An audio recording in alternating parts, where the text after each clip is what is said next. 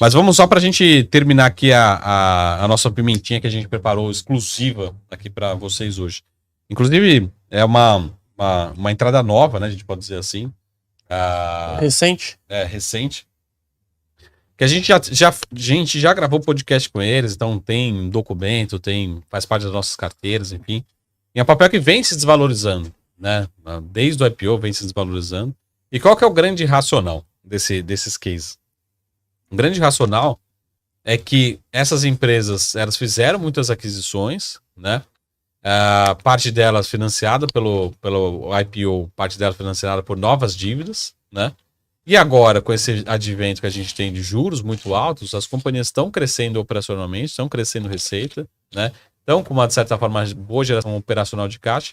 Só que a dívida hoje, com essa alavancagem tão alta, a lucratividade praticamente não existe. Essas empresas estão entregando prejuízo. Né? Então, tudo mais constante, o que acontece? A gente vai ter dois fatores. A própria geração de caixa da companhia, porque a companhia já não vai fazer mais aquisição nenhuma. Então, vai começar a gerar caixa. Essa geração de caixa vai tendo para amortizar a dívida. Então, a dívida vai diminuindo ao longo do tempo. Né?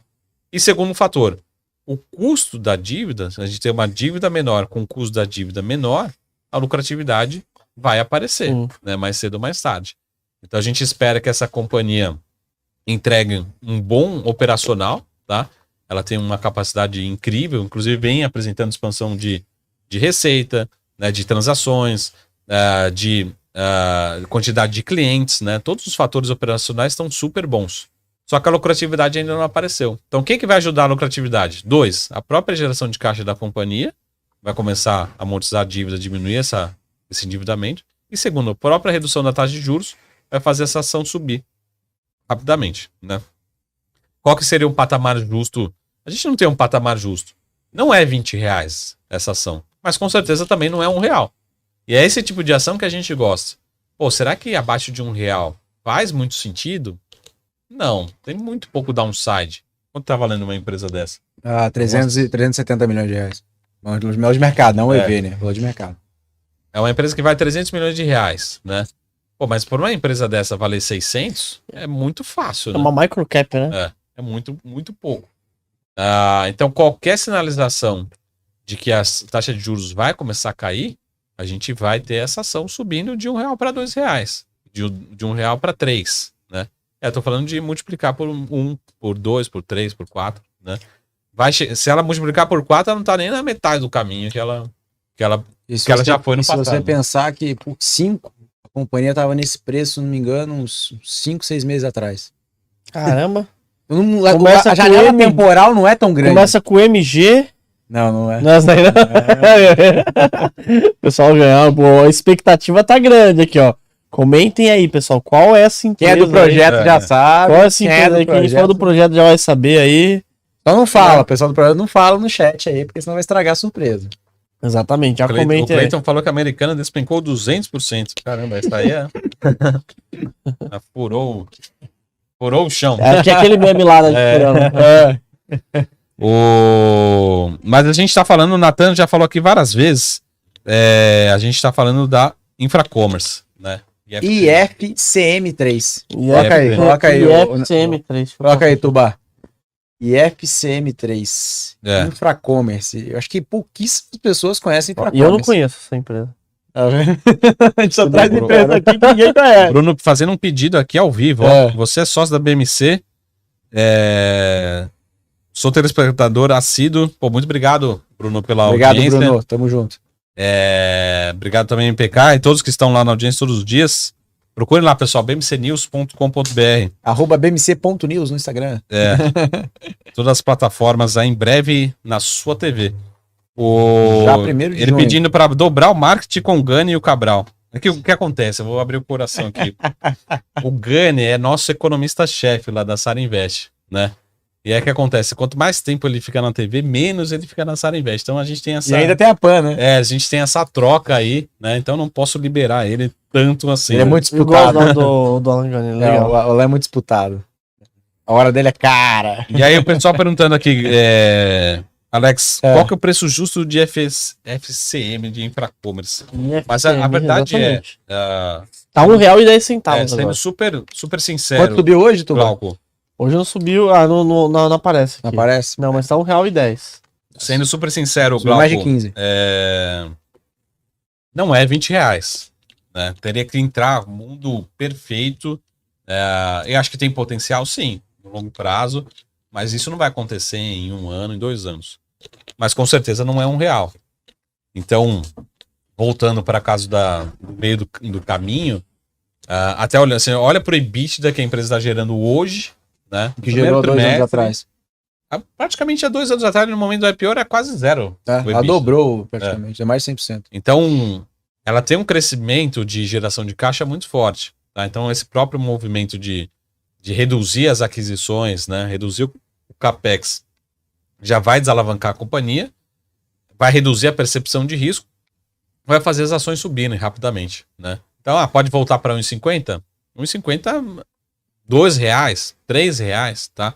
Então, ela continua sendo negociada a múltiplos muito baixos, mesmo indo para R$5, por exemplo.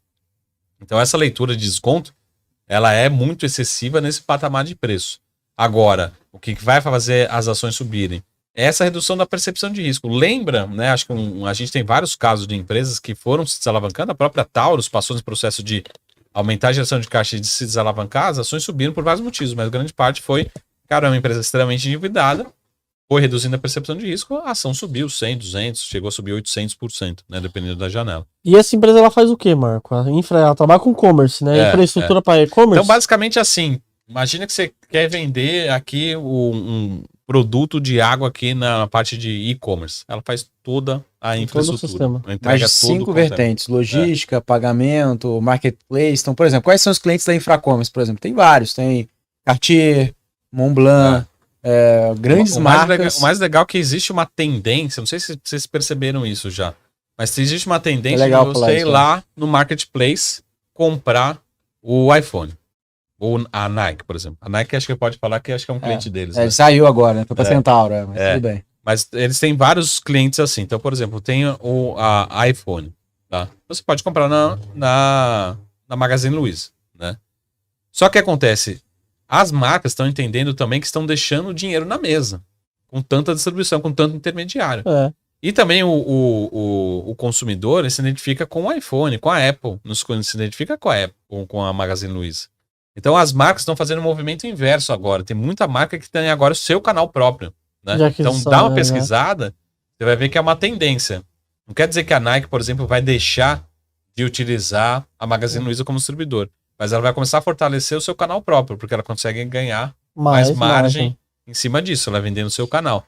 Então a Infracommerce, ela presta serviço para todo mundo, mas o grande forte dela é fazer essa vertente, essa vertical para as marcas próprias. Se pensar em 2020, eles tinham uns 200 clientes, hoje eles têm 637 clientes. E eles focam em clientes no mínimo de GMV, né, que é o valor transacionado, de 2 milhões. Lógico que tá falando de companhias aí que transacionam bilhões. Eles fecharam um GMV de 12 bi, eles ganham dinheiro num take rate, né, num percentual desse total transacionado entre os parceiros. Então como você falou, uma estrutura para e-commerce, mas eles têm tanto logística, né, galpão, armazenagem, distribuição, a parte de marketplace que eles operam entre. Então tem toda a solução para essas empresas que não querem se instalar, ter um time de 500 pessoas fazendo isso, eles têm um time especializado que a gente chama de white label, né? Quando você, por exemplo, compra uma caneta, né, da Montblanc, por exemplo, toda a experiência do cliente entregar na sua casa é da Infracommerce, só que não aparece o logo da Infracommerce. Mas toda a experiência, desde quando você pediu no site, desde quando foi armazenada, a customização, que é gravar lá tuba cash na caneta. Então tem várias marcas, não só as marcas de luxo, tem vários tipos de marcas, de todos os tipos, de vários segmentos, que transacionam via Infracommerce que você não vê. Você não enxerga a Infracommerce, é muito difícil entender até a própria tese, que no dia a dia você não vê, né? Por exemplo, uma Ares da vida, né? uma Magalu, né? Que você vê todo dia, mas ela transaciona, as grandes marcas do Brasil passam por ela. Hoje ela atua em mais de 8 países, e ela é líder em full commerce, né? Que faz toda a cadeia de e-commerce na América Latina. Inclusive ela comprou a última companhia agora, chama Econsur, que fechando a janela de consolidação, que ela veio para a IPO para fazer isso. Só para ter uma ideia, tá? O maior concorrente dela chamava Sinapcom. Eles compraram a Sinapcom por 1,2 bilhões de reais. Claro que tem uma parte em cash, uma parte em ações, mas, pô, pega o valor aí, vai. Só fazer uma, tipo, 1,2. A empresa comprou essa maior empresa, que era no mesmo tamanho da Infracommerce na época. Eles engoliram a Sinapcom, compraram outras empresas e hoje a Infracommerce, com todas essas empresas dentro, vale 370 milhões de reais. Caramba, meu. E o legal que você falou que ela ganha uma porcentagem sobre as vendas. Isso daí futuramente, a longo prazo, é muito valioso para a empresa, né? Sim, porque ela vai, se ela tem ela 200 vai clientes ou já tem 600 clientes, são mais clientes transacionando, né? Então, ou seja, mais companhias que é fruto, claro, da inorgânico, né? Porque ela foi comprando as empresas concorrentes, então ela foi pegando todas as concorrentes e colocando para dentro. Hoje ela é a maior da América Latina, mais de 8 países, e fruto desses clientes que entraram na carteira dela, que vão transacionando, isso gera mais caixa, e esse CAPEX, que era muito preocupante, né? Porque ela tinha que colocar muito investimento em tecnologia para consolidar sistema, né? Então, foi consolidando, ao mesmo tempo agora, né, quando a gente olha no G&A, né, que é gastos gerais administrativos, a folha salarial vai diminuindo, porque não precisa ter 2 RHs, né, não precisa ter 2 back-office, eles começam a diminuir, eles fizeram um layoff, né, reduziram 8% da equipe, então eles pretendem ter um CAPEX nesse ano menor, de entre 120 e 140 milhões, isso é guidance, e um EBITDA que vai gerar entre 150 e 170 milhões de EBITDA com um bi de receita. E uma empresa que está valendo 370 milhões de reais. Você começa a olhar e falar assim, não faz muito sentido. Por que o mercado ainda não percebeu isso? Acho que tem 2 fatores. 3 aí, simples aqui, rápidos para falar. 4 até, Primeiro varejo. 5, depois eu falo. 5, Mas se primeiro varejo, né? Todo mundo olha varejo e fala, talvez não é melhor um aumento agora. Ela está relacionada a varejo, mesmo que indiretamente. O outro fator é falta de liquidez. Não é tanta falta de liquidez, o papel está dando 1 milhão, 1,5 milhão, tá? Mas para quem quer, né, olha para um fator de liquidez maior, não, a empresa está fazendo 10, 15 milhões de liquidez. Já foi a época dela. Hoje ela fez 4, quase 5, porque foi um atípico, o papel subiu muito. Outro fator também interessante, que o sell-side, os analistas que cobrem o papel, que grande parte eles cobrem por cobrir, que eles têm uma obrigação por causa do mandato, eles nem ligam para a companhia. Porque eles estão fazendo um relatório, Tuba, que se você ler todos os relatórios de todos os sell-sides, estão falando que tem um risco muito grande da companhia fazer um aumento de capital. E isso, para quem não conhece, pega um relatório do sell-side, fica preocupado. Por quê? Porque a companhia tem uma posição de caixa não tão confortável assim. A companhia pode fechar o ano de acordo com essas estimativas e mais 5 vezes EBITDA, que é uma alavancagem alta, né, para uma companhia desse setor, que pode fazer um aumento de capital a qualquer momento. Aí, qual que é a pergunta? Será que a companhia vai fazer esse aumento de capital?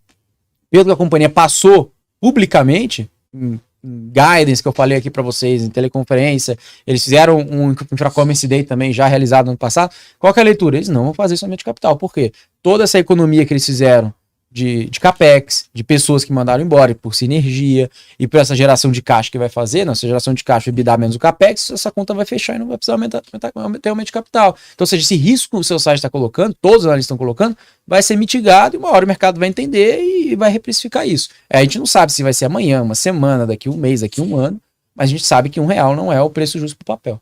E a quinta que nenhum analista veio aqui no TubaCast falou sobre essa empresa, né? Então a empresa não é conhecida. Também não. Mas a partir desse momento aí... A gente tinha preparado uma empresa nova, que a gente nunca falou publicamente. A gente já gravou com eles, enfim. Primeira vez, fora do nosso podcast. A gente já gravou já com a RI, já.